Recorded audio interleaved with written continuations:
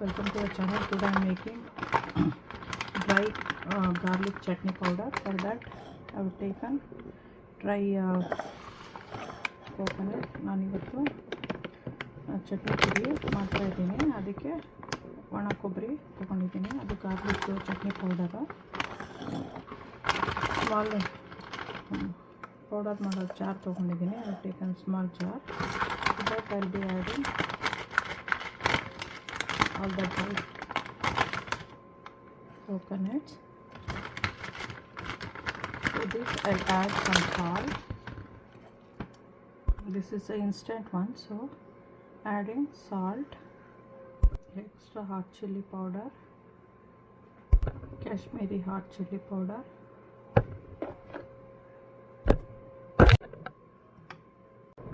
Kashmiri chili powder,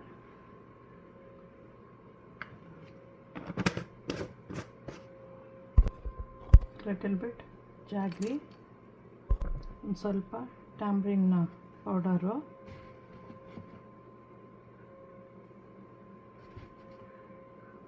ಈಗ main ingredients garlic.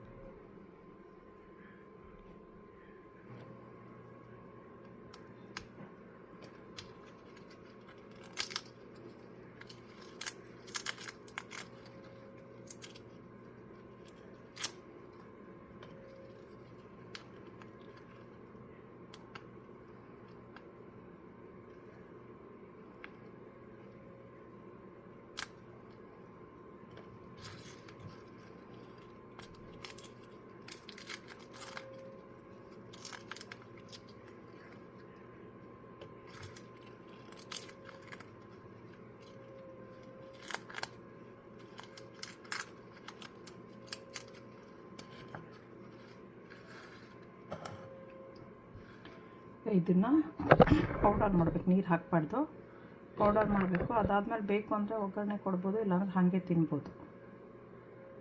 Don't forget to subscribe, like, share, press the bell icon.